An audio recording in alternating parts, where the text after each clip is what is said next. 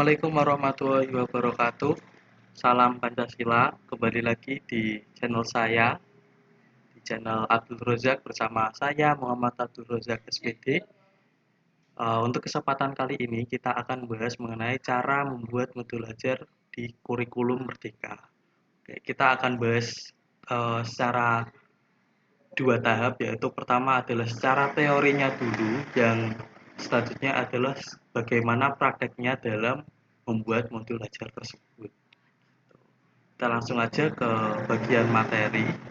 Pertama, apa sih modul ajar itu? Terus apa sih kurikulum Merdeka itu? Nah, modul ajar itu pergantian nama dari yang dulunya itu RPP. Nah, sekarang itu ganti nama menjadi modul ajar. Jadi modul ajar kurikulum Merdeka itu merupakan bahan pengajaran yang dirancang untuk mendukung kurikulum Merdeka di Indonesia. Modul ini disusun agar sesuai dengan prinsip-prinsip pendidikan yang berorientasi pada kebebasan belajar dan mengajar, dan mengutamakan pengembangan kompetensi dan memberikan ruang yang luas kepada siswa untuk mengeksploitasi serta mengembangkan potensi mereka. Jadi modul ajar ini itu adalah bagaimana cara kita mengimplementasikan dari kurikulum Merdeka itu. Gimana? Kurikulum Merdeka itu kan kita lebih berfokus kepada siswa, dan kita membebaskan siswa untuk bagaimana cara mereka belajar. Nah, tapi kita harus ada rambu-rambunya. Nah, rambu-rambunya itu melalui modul ajar. Nah, sebelum kita paham modul ajar, sebelum kita buat modul ajar, kita harus paham dulu bagaimana konsep teori belajar, terus konsep perkembangan sosial anak, terus pembelajaran berdiferensiasi, terus konsep asesmen dan pengukuran. Untuk kita paham dari tadi, teori-teorinya tadi, di sini saya mengambil 5 teori saja untuk kita paham bagaimana cara membuat modul ajar. Yang pertama itu adalah mengenai profil belajar siswa, terus ada teaching at the right level atau TARL, terus ada culturally responsive teaching atau CRT, terus ada pembelajaran berdiferensiasi, terus selanjutnya ada asesmen atau penilaian. Kita pahami dulu. Yang pertama adalah mengenai profil belajar. Apa sih profil belajar? Nah, profil belajar adalah gambaran komprehensif tentang cara siswa menerima atau mengelola informasi yang meliputi berbagai aspek seperti kecenderungan kognitif, gaya belajar, motivasi, minat, kekuatan, dan area yang memerlukan pengembangan lebih lanjut. Intinya, profil belajar itu adalah bagaimana siswa itu belajar. Cara siswa belajar itu seperti apa. Dalam profil belajar itu kita dapat melihat, yaitu pertama adalah gaya belajar siswa. Gaya belajarnya siswa itu apa? Apakah siswa itu visual atau audio atau kinestetik atau kombinasi dari ketiga ini. VAK ini kombinasinya itu. Nah, selanjutnya adalah kemampuan kognitif siswa. Bagaimana kemampuan dasar siswa itu sampai mana. Terus selanjutnya adalah minat dan motivasi dari siswa. Minatnya siswa seperti apa, terus motivasi belajar siswa itu seperti apa. Apakah kalau dia diberi pujian dia bakal senang, apa biasa aja. Nah, seperti itu tuh termasuk ke profil belajar. Oke, yang selanjutnya adalah tentang teaching at the right level atau pembelajaran sesuai dengan levelnya.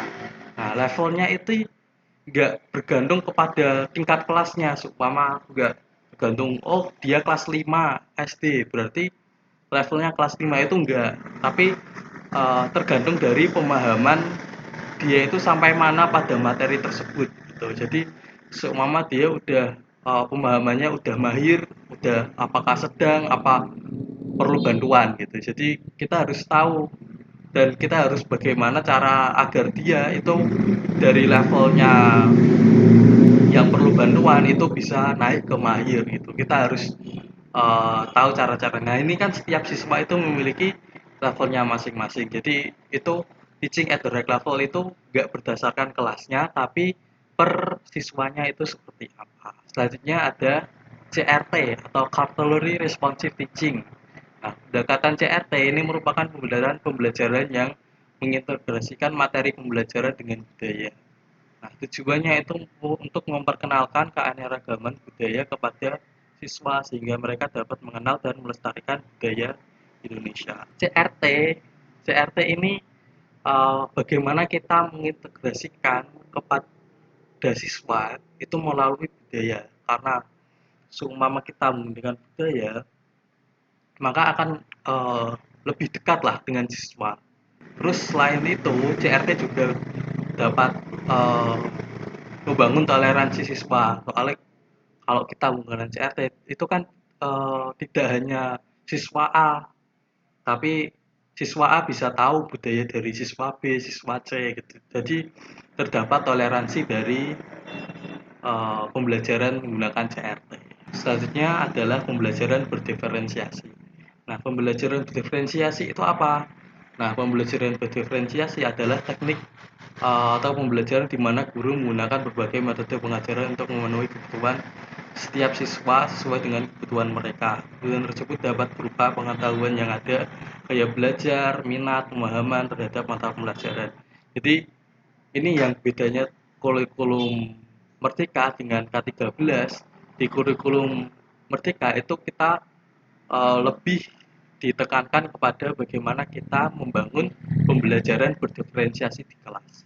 Pembelajaran berdiferensiasi itu intinya setiap siswa kan memiliki gaya belajar yang berbeda-beda, punya minat dan pemahaman yang berbeda-beda. Nah, itu kita harus memfasilitasi gaya belajarnya, minatnya, terus pemahamannya itu sebisa mungkin kita harus memfasilitasi dari siswa tersebut melalui pembelajaran berdiferensiasi. Selanjutnya kita ada asesmen atau penilaian. Asesmen, nah, kalau mesti Bapak Ibu guru sudah paham asesmen itu apa. Asesmen ya penilaian. Jadi penilaian atau cara kita menilai siswa atau serangkaian informasi mengenai hasil dari pembelajaran serta capaian kompetensi dari peserta didik.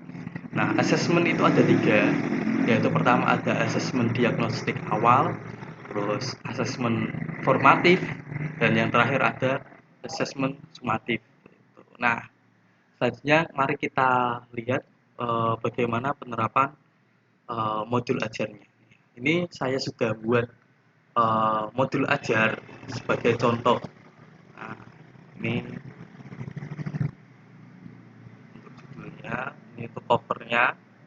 Nah, pertama dalam modul ajar itu harus ada yang namanya identitas dan informasi umum, mulai dari nama penyusun dan lain-lain. Terus ini untuk capaian pembelajaran dan elemen itu harus disesuaikan dengan peraturan yang terbaru. Nah, di sini saya mengambil untuk elemennya adalah elemen UUD NRI tahun 1945. Dan ini untuk capaian pembelajaran. Terus ini kompetensi awal. Kompetensi awal itu artinya adalah kompetensi apa yang dibutuhkan sebelum siswanya itu memulai pembelajaran. Di apa yang harus dipahami siswa terlebih dahulu. Terus ini ada alokasi waktu. Terus ini yang membedakan K13 dengan kurikulum Merdeka ada profil pelajar Pancasila. Nah, di sini saya mengambil tiga profil pelajar Pancasila yaitu beriman, bertakwa kepada Tuhan Yang Maha Esa dan berakhlak mulia. Terus ada gotong royong dan bernalar bebas. Terus ada targetnya. Terus ini untuk model pembelajarannya saya menggunakan tim game turnamen atau TGT. Ini ada pemetaan kebutuhan belajar. Nah, ini sesuai dengan tadi pembelajaran berdiferensiasi, kita harus melakukan pemetaan dulu. Bagaimana pemetaan siswanya itu seperti apa. Ini saya menggunakan pemetaan gaya belajarnya, PAK, yang audio seperti apa, nanti yang visual seperti apa, dan kinestetik seperti apa. Setiap setiap gaya belajar itu nanti ada diferensiasinya, ada diferensiasi produk, dan ada diferensiasi proses seperti itu. Nah, ini kan tadi kan secara non kognitif melalui gaya belajar. Nah, selanjutnya ini secara kognitif melalui tes. Nah, selanjutnya ada tujuan pembelajaran. Sesuai dengan teori understanding by design, kita itu harus menentukan tujuannya terlebih dahulu. Jadi, tujuan pembelajaran ini sangat penting. Bagaimana kita nanti mau langkahnya itu seperti apa, itu kita harus membuat tujuannya terlebih dahulu. Kalau menurut teori understanding by design, itu kita harus menentukan tujuannya terlebih dahulu, terus selanjutnya kita menentukan asesmennya seperti apa, mau seperti apa asesmennya, terus yang selanjutnya kita baru membuat langkah-langkah pembelajarannya.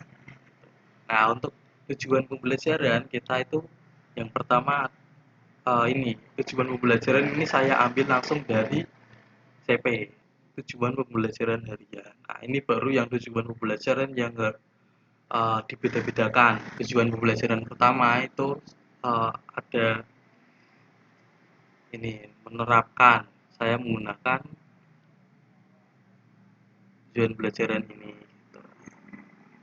Terus selanjutnya ada pemahaman bermakna. Bagaimana pemahaman bermakna?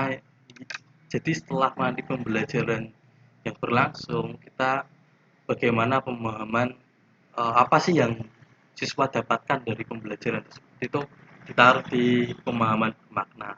Nah, saja ada pertanyaan pemantik.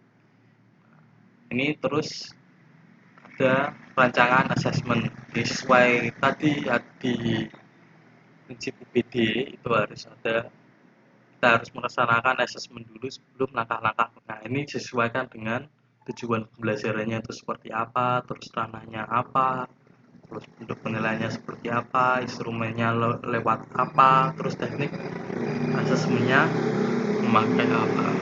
Itu. Nah, ini selanjutnya di langkah-langkah pembelajarannya atau urutan kegiatan pembelajarannya seperti apa. Dalam urutan pembelajaran itu biasanya ada pendahuluan, inti, sama penutup. Nah, ini untuk pendahuluan diawali dengan berdoa. Nah, ini memuat profil pembelajar Pancasila religius. Terus selanjutnya peserta didik memeriksa kerapian, selanjutnya melakukan presensi kepada peserta didik, guru mengulang kembali materi yang disampaikan. Kita langsung skip aja ya untuk pendahuluan. Oh iya, ini sebelum saya skip untuk pendahuluan, nah ini ada yang membedakan dengan kurikulum sebelumnya, yaitu adanya tes gaya belajar dan juga adanya tes diagnostik awal. Karena saya memakai TGT, jadi ada sintak-sintak yang harus dilaksanakan. Untuk sintak pertama itu adalah tahap penyajian kelas. Jadi guru menerangkan lebih dahulu menggunakan PPT, terus menggunakan video itu sesuai dengan diferensiasi proses tadi. Terus yang kedua ada sintak belajar dalam kelompok. Ini juga terdapat diferensiasi lingkungan belajar. Jadi peserta didik dibebaskan dia mau belajar di lingkungan yang mana. Nah, ini itu termasuk dengan diferensiasi lingkungan belajar. Ini juga ada diferensiasi proses karena ini terserah peserta didik terserah mau memilih sumber belajar yang mana.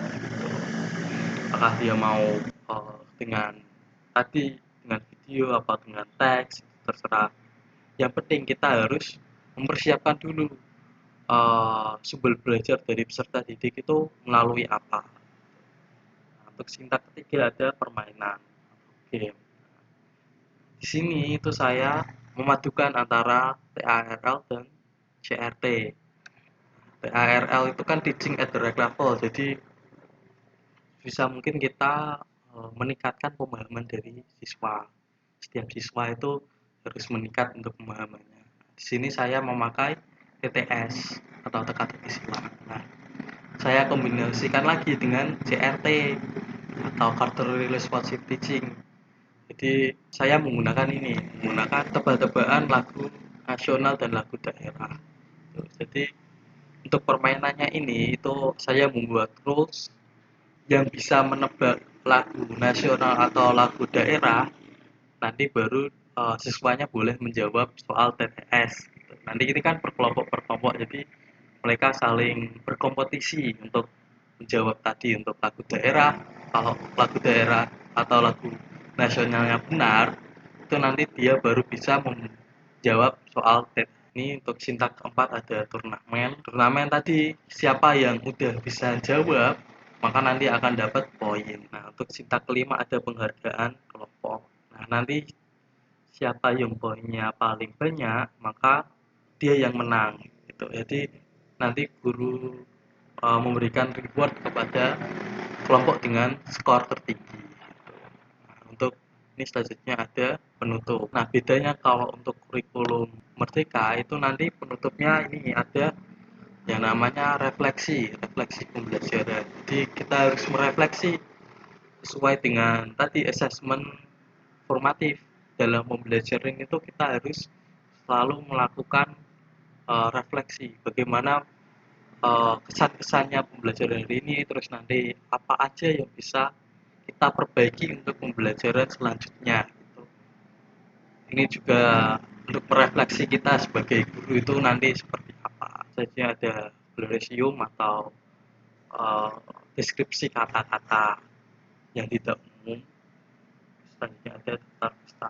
Nah, ini untuk LKPD yang saya buat. Nah, ini ada diferensiasinya. Ini nanti siswa bisa men-scan, ini bahan bacaannya bisa milih antara ini atau yang ini seperti apa. Nah, ini untuk tampilan bahan bacaan. Ini kalau yang secara teks. Ini untuk media pembelajarannya menggunakan PPT, menggunakan video. Nah, ini untuk teka-teki silang yang sudah saya buat uh, untuk permainan tadi. Nah, ini untuk lembar pengayaan atau remedial. Nanti ini sesuai dengan tadi prinsip TKRL. Jadi nanti ketika siswa yang sudah mahir, kalau kan dia mesti bosen nih. Uh, Kalau pembelajarannya dia udah tahu, dia udah pernah belajar tentang itu atau dia sudah paham, nanti kita kasih ini pengayaan. Nah, untuk siswa yang masih perlu bimbingan, masih uh, perlu belajar lagi, nah itu kita kasih remedial gitu. Sesuai dengan tadi prinsip teaching at the right level. Selanjutnya ini ada instrumen penilaian. Nah, instrumen penilaian ini sesuai dengan uh, teori asesmen atau penilaian. Ini ada asesmen awal, ada diagnostik. Ini secara non kognitif, mulai dari gaya belajar siswa, terus sosial siswa itu seperti apa. Nah, ini ada asesmen awal kognitif. Gitu. Nah, ini ada asesmen formatif atau saat pembelajaran berlangsung. Itu apa aja yang harus kita uh, asesmen gitu. Ya, di secara kognitif ini secara non kognitif atau keterampilan.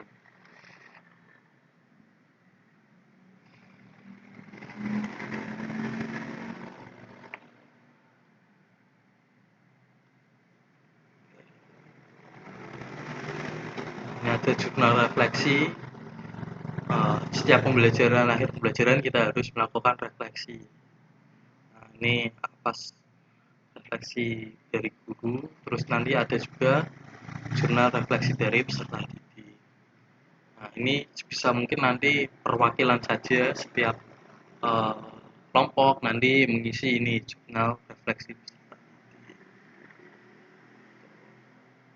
Juga selanjutnya ada lembar survei pada guru. Nah, ini nanti juga setiap kelompok sesuai dengan ini untuk refleksi pada guru nanti uh, mengisi. Nanti siswanya bisa membuat lingkaran sesuai dengan kondisi siswa seperti apa. Apakah dia nangis, apakah dia sedih, apakah dia senyum, apa senang. Gitu. Oke, itu aja untuk uh, cara membuat modul ajar di Kuliah Merdeka yang baik dan benar dari saya. Itu saja, terima kasih. Kalau ada kesalahan saya minta maaf. Wassalamualaikum warahmatullahi wabarakatuh.